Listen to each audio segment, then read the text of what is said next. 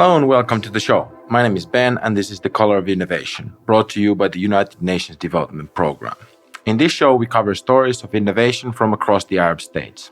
In each episode, we examine some of the most pressing development challenges in the region through the voices of everyday people, social innovators, and of course, our colleagues who are pushing the boundaries of development to find new solutions. In today's episode, we're going to Egypt to hear how persons with disabilities overcome their daily challenges and how technology might help solve some of these problems.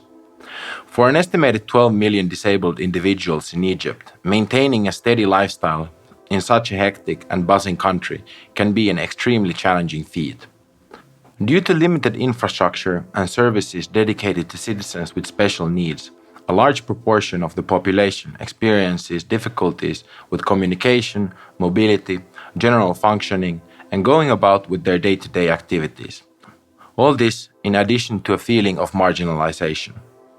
In order to better illustrate the complexities involved, our country correspondent Wasim met with Mohammed, who is blind, in Cairo for a discussion about his experiences. Mohammed has found success in his life, but is still more than able to illustrate some of the challenges faced by him and others.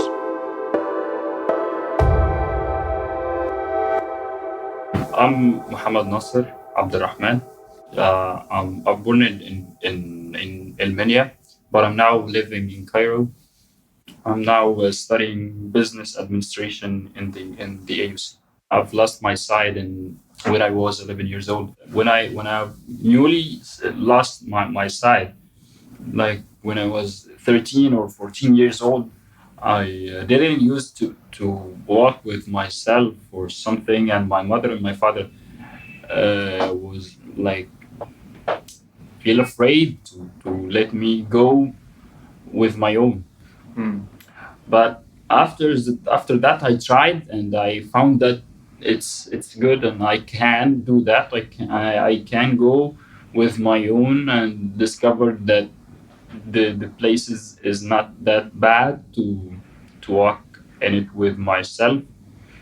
And people in Egypt are somehow like helpful. Once I go to somewhere and I try to discover it time by time, I could memorize it from the third or the fourth time, and I can walk with myself in it without helping from anyone else. Only with my white cane, which my stick. I'm using a screen reader in my studies, a screen reader on my laptop in my studies and in my exams. So it takes sometimes more than the usual person, the sighted person, to answer the questions of the exam. So one of the accommodations is Mohammed Nasser has double times the exam to answer the questions. This is one example. Nice. Another thing is that there is academic body and disability body that the university provides to help me over my studies and over my daily life. So people feel like the seeing or the gift of seeing, like they not appreciate that privilege, and they feel like they are taking it in granted, but it's not. One of the most things that we all of as visual impaired want, that we feel like people are treating us as not visually impaired, as have so many disabilities. Like when they talking to us, they loud their voices so much, and like we are blind. We have ears. Like we need to publish awareness. This is the most thing that we want. One of the most things that the graduates cannot find jobs easily as the sighted people. Like I have an experience with one of my friends that got graduated the in 2017, and he went to the interview with other person, sighted person, and he was qualified more than him, but he has been rejected because of his blindness. Because people think that he cannot do, like, they don't know his talents. They don't know what he can do and what he couldn't do. But they rejected him because of his disability only. This is one of the breakthroughs that we are facing. As Mohammed demonstrated, access to technology and the right accommodations can allow people with disabilities the same opportunities as for those without them. Through its innovation lab, UNDP Egypt is fostering a new generation of entrepreneurs to take on development challenges.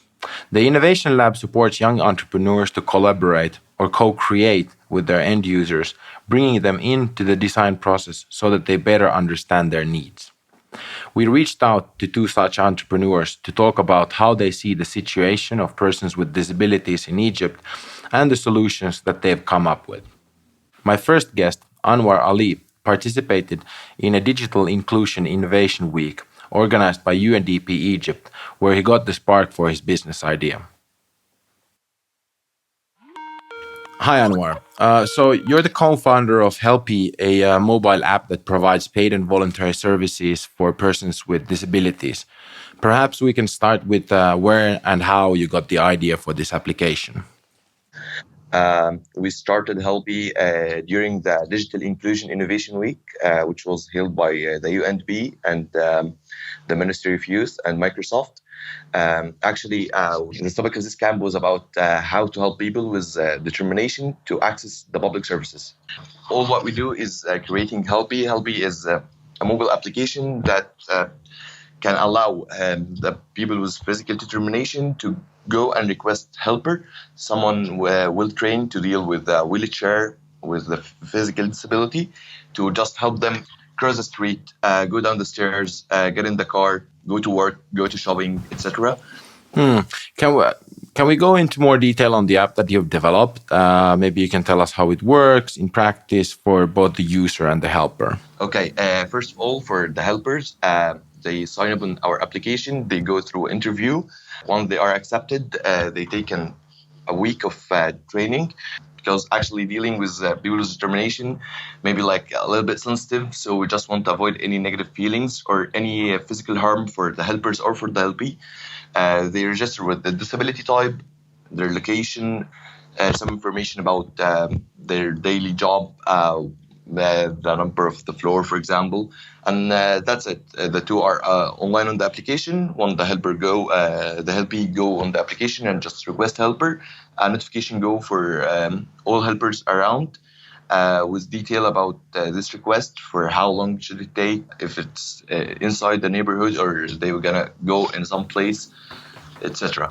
So, what about the design process when you came up with the idea? Did you have some kind of preliminary ideas from people with disabilities, or did you include them somehow in designing the product?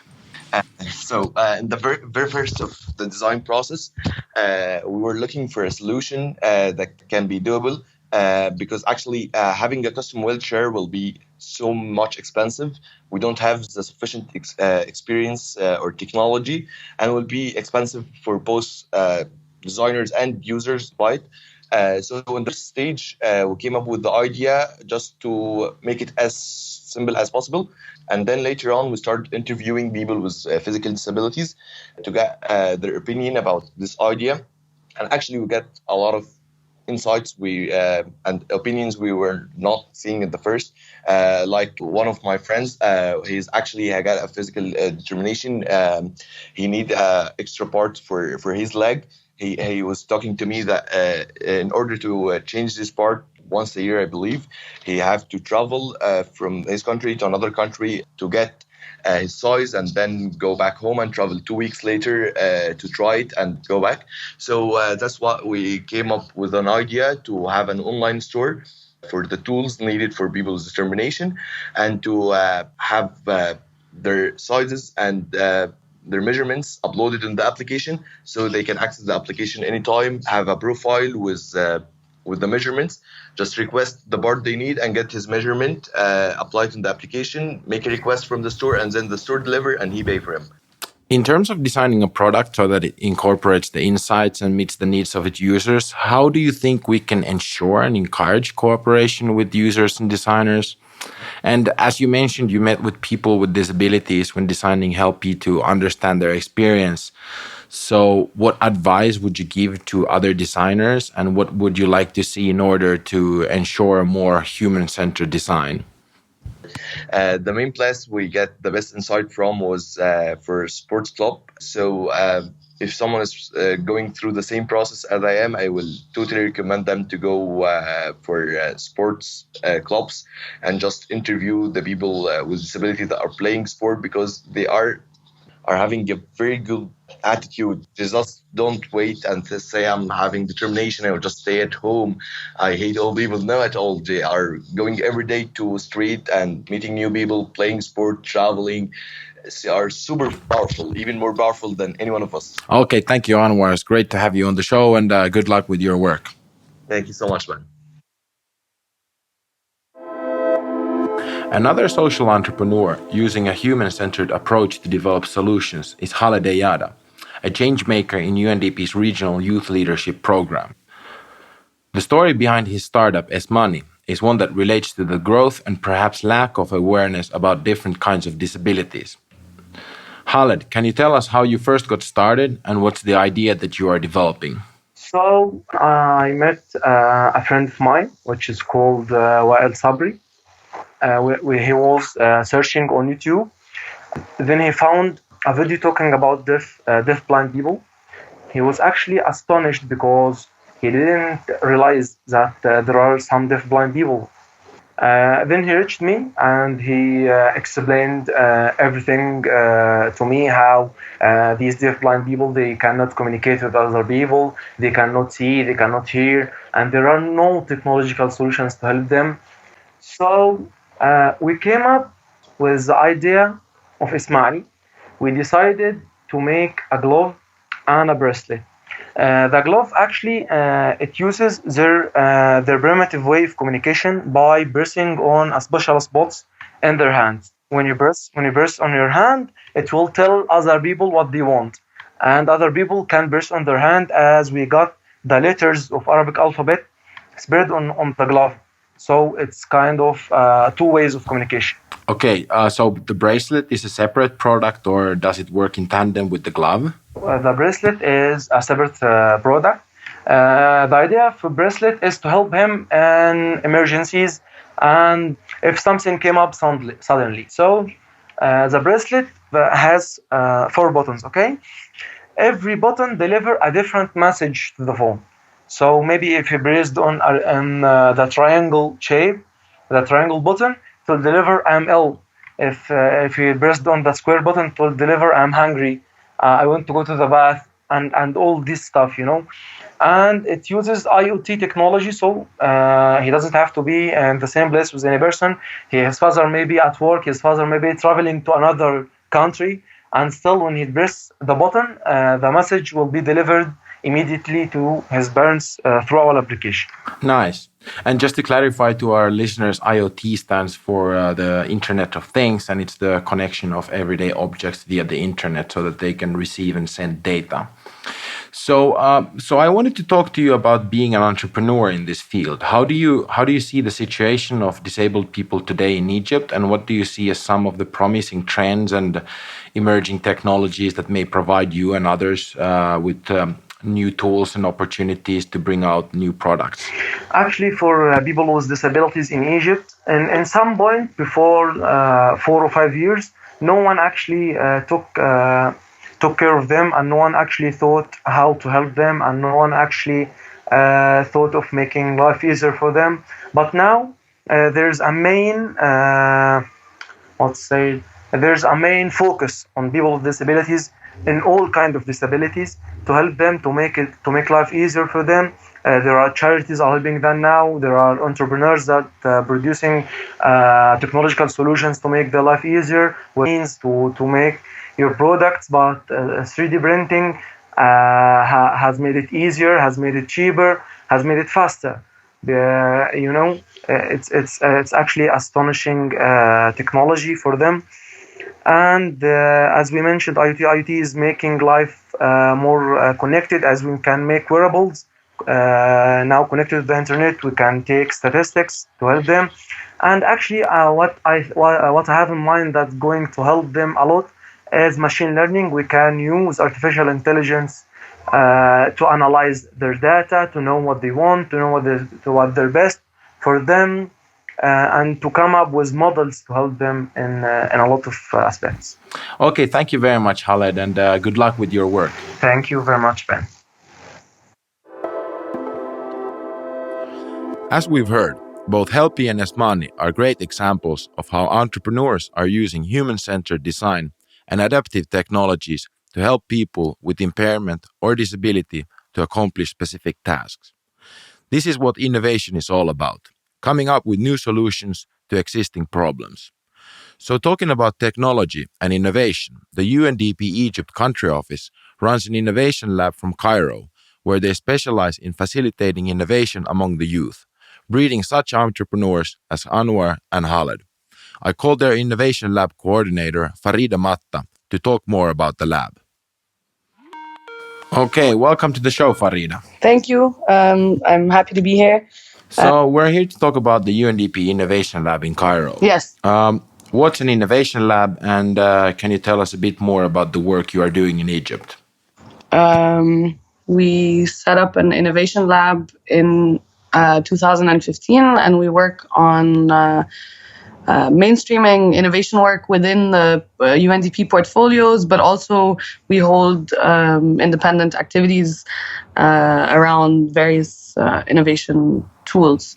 Yeah, so what do you mean by mainstreaming innovation? Basically, what we're trying to do is we're trying to change the way that we're doing development work as an organization internally.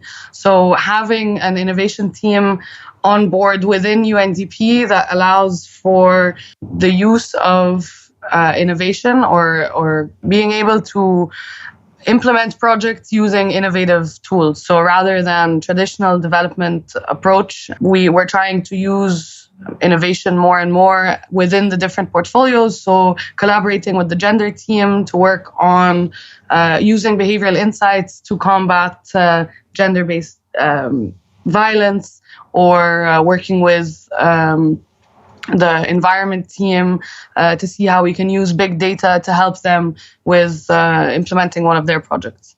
So what I've learned from my previous discussions for this podcast is that there has been an increase in the awareness of the challenges of people with disabilities in the Egyptian society, as well as the kind of popping up of new actors to develop solutions and services. What do you think, or what do you see as the spark for this change, and how does UNDP fit into the picture?